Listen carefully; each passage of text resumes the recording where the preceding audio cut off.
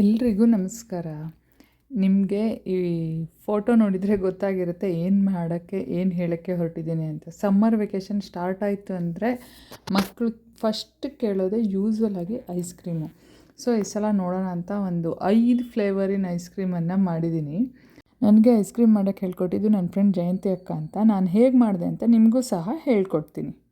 ನಾನು ಮನೆಯಲ್ಲೇ ice cream ಮಾಡಿದ್ದೀನಿ ಅಂದರೆ ಹಾಲನ್ನು ಕುದಿಸಿ ಮತ್ತು ಆರಿಸಿ ಆ ಥರ ಎಲ್ಲ ಏನೂ ಮಾಡಿಲ್ಲ. ವಿಪ್ಪಿಂಗ್ ಕ್ರೀಮ್ ಸಿಗುತ್ತೆ, ಅದು 1 ಲೀಟ್ರದ್ದು ಪ್ಯಾಕ್ ತೊಗೊಂಡಿದ್ದೀನಿ. ಸಿಲ್ವರ್ ಮಾರ್ಕ್ ತೊಗೊಂಡಿದ್ದೀನಿ ನಾನು. ಟ್ರೋಪೋಲೈಟ್ ಅಂತ ಬರುತ್ತೆ, ಅದನ್ನು ತೊಗೋಬೋದು, ಇದನ್ನು ತೊಗೋಬೋದು. ಅದನ್ನು ಫ್ರೀಝರಲ್ಲಿ ಇಟ್ಟಿದ್ದೆ. ಮಾಡೋಕ್ಕಿಂತ ಒಂದು 3-4 ಅವರ್ಸ್ ಮೊದಲು ಅದನ್ನು ತೆಗೆದು ಫ್ರಿಜ್ಜಲ್ಲಿ ಇಟ್ಕೊಂಡಿದ್ದೆ. ಅದು ಒಂದು ಸ್ವಲ್ಪ ಸಾಫ್ಟಾಗಿ ಆಗಬೇಕು, ಬೀಟ್ ಮಾಡೋಕ್ಕೆ ಚೆನ್ನಾಗತ್ತೆ ಆವಾಗ. ಆಮೇಲೆ ಒಂದು ದೊಡ್ಡ ತಟ್ಟೆ ಇಟ್ಕೊಂಡು ಅದರೊಳಗಡೆ ಒಂದಷ್ಟು ಐಸ್ ಕ್ಯೂಬ್ಸನ್ನು ಹಾಕ್ಕೊಂಡಿದ್ದೀನಿ. ಬೀಟ್ ಮಾಡಿದಾಗ ಚೆನ್ನಾಗಿ ಥಿಕ್ಕಾಗಿ ಬರುತ್ತೆ ಅಂತ. ಅದರ ಮೇಲೆ ಒಂದು ದೊಡ್ಡ ಪಾತ್ರೆಯನ್ನು ಒಂದು 1 ಲೀಟ್ರ್ ವಿಪ್ಪಿಂಗ್ ಕ್ರೀಮ್ ತೊಗೊಂಡ್ರೆ ನೀವು ಅದಷ್ಟರಲ್ಲೂ ಐಸ್ ಕ್ರೀಮ್ ಮಾಡ್ತೀರಾ ಅಂದರೆ ಒಂದು 3-3.5 ಲೀಟರ್ ಹಿಡಿಸೋ ಅಷ್ಟು ದೊಡ್ಡ ಪಾತ್ರೆನ ತೊಗೋಬೇಕಾಗತ್ತೆ. ಅದು ಫ್ಲಫಿಯಾಗಿ ತುಂಬ ಹುದುಗುತ್ತೆ.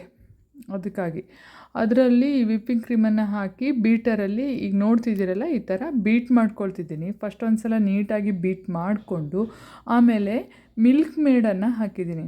ಇಲ್ಲಿ ವಿಪ್ಪಿಂಗ್ ಕ್ರೀಮ್ ಸ್ವಲ್ಪ ಸ್ವೀಟ್ ಇರುತ್ತೆ, ಈ ಮಿಲ್ಕ್ ಮೇಡನ್ನು ಹಾಕಿದರೆ ಇನ್ನೂ ಸ್ವೀಟ್ ಆಗುತ್ತೆ. ನಮ್ಮ ಸ್ವೀಟನ್ನು ನೋಡಿಕೊಂಡು ಈ ಮಿಠಾಯಿ ಮೇಟ್ ಅಂದರೆ ಅಮೂಲ್ ಮಿಠಾಯಿ ಮೇಟನ್ನು ಹಾಕಿದ್ದೀನಿ. ಅದನ್ನು ಎಷ್ಟು ಹಾಕಬೇಕು ಅಂತ ನಾವು ಅಡ್ಜಸ್ಟ್ ಮಾಡ್ಕೋಬೇಕು. ಆಮೇಲೆ 10 ರೂಪೀಸ್ದು ಅಮೂಲ್ಯ ಮಿಲ್ಕ್ ಪೌಡ್ರ್ ಇರುತ್ತಲ್ಲ ಅದ್ರನ್ನೂ ಒಂದು 2 ಪ್ಯಾಕನ್ನು ಹಾಕಿದ್ದೀನಿ.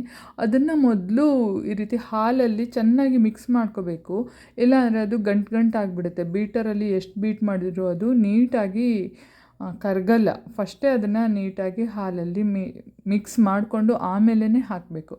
ಆಮೇಲೆ ಮನೆಯಲ್ಲಿ ಎಷ್ಟಿರುತ್ತೋ ಅಷ್ಟು ಫ್ರೆಶ್ ಕ್ರೀಮು, ನಾನು 1.5 ಲೀಟ್ರ್ ಹಾಲು ತೊಗೊಳ್ತೀನಿ. ಅದರಿಂದ ಅವತ್ತು ಎಷ್ಟು ಕ್ರೀಮ್ ಬಂದಿದೆಯೋ ಅದಷ್ಟನ್ನು ಅವತ್ತು ಐಸ್ ಕ್ರೀಮಿಗೆ ಹಾಕಿಬಿಟ್ಟಿದ್ದೀನಿ.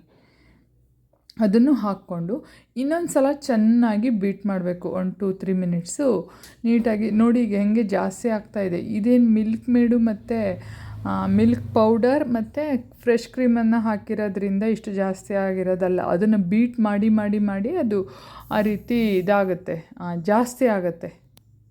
ಈ ದೋಸೆ ಹಿಟ್ಟೆಲ್ಲ ಹುದುಗ್ದಂಗೆ ಹುದುಗತ್ತೆ. ಒಂದು 2 ಡ್ರಾಪು ವೆನಿಲಾ ಎಸೆನ್ಸನ್ನು ಹಾಕಿದ್ದೀನಿ ನಾನು. ಆ ಸಿಲ್ವರ್ ಮಾರ್ಕ್ದು ವಿಪ್ಪಿಂಗ್ ಕ್ರೀಮ್ ಇದೆಯಲ್ಲ ಅದು ಆಲ್ರೆಡಿ ಲೈಟಾಗಿ ವೆನಿಲಾ ಫ್ಲೇವರ್ ಇರುತ್ತೆ. ಇನ್ನೊಂಚೂರು ಬೇಕು ಅಂದರೆ ಹಾಕ್ಕೋಬೋದು. ವೆನಿಲಾ ಎಸೆನ್ಸನ್ನು ಹಾಕಿಬಿಟ್ಟು ಇನ್ನೊಂದು ಸಲ ಚೆನ್ನಾಗಿ ಬೀಟ್ ಮಾಡಿಕೊಂಡು ನಮಗೆ ಯಾವ ಡಬ್ಬದಲ್ಲಿ ಐಸ್ ಕ್ರೀಮನ್ನು ಮಾಡಬೇಕು, ಈಗ ಬೇರೆ ಬೇರೆ ಫ್ಲೇವರನ್ನು ಮಾಡ್ತಿದ್ದೀನಿ ನೋಡಿ, ಅದಕ್ಕಾಗಿ ಬೇರೆ ಬೇರೆ ಡಬ್ಬದಲ್ಲಿ ಹಾಕ್ಕೊಂಡ್ಬಿಡ್ತಾಯಿದ್ದೀನಿ.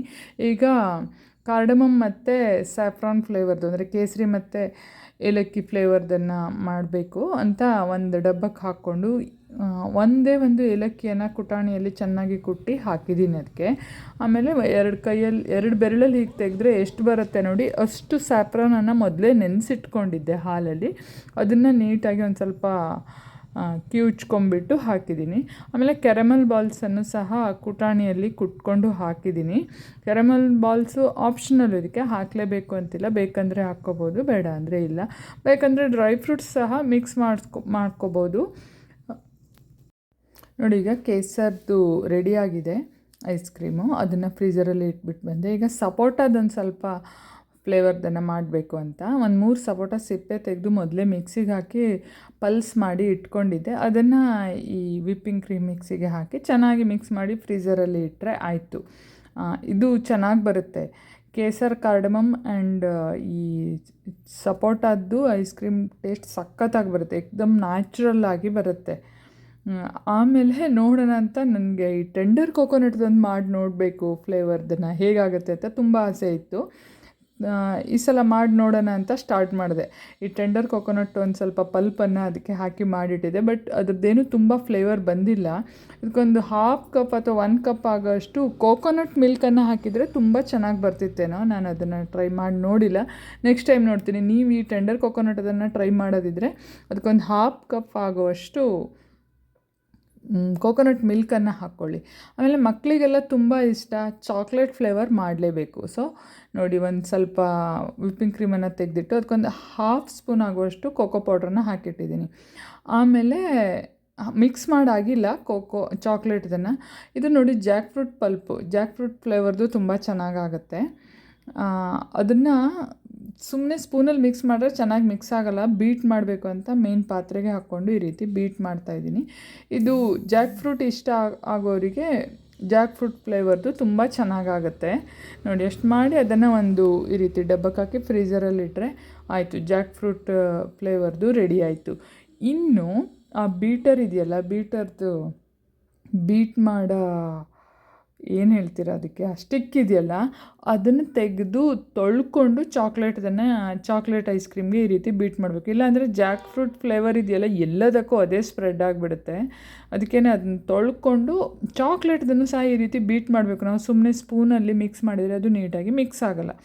ಈ ಕೇಸರ್ ಮತ್ತು ಸಪೋಟದು ಮಿಕ್ಸ್ ಆದಂಗೆ ನೋಡಿ. ಈಗ ಎಲ್ಲ ರೆಡಿಯಾಗಿದೆ, 5 ಫ್ಲೇವರ್ದು ಐಸ್ ಕ್ರೀಮ್ಸು ರೆಡಿಯಾಗಿದೆ ನೋಡಿ. ನೆಕ್ಸ್ಟ್ ಡೇ ಇದಿಷ್ಟರಲ್ಲಿ ನಂಗೆ ತುಂಬ ಇಷ್ಟ ಆಗಿದ್ದು ಕೇಸರ್, ಕಾರ್ಡಮಮ್ ಮತ್ತು ಸಪೋಟ.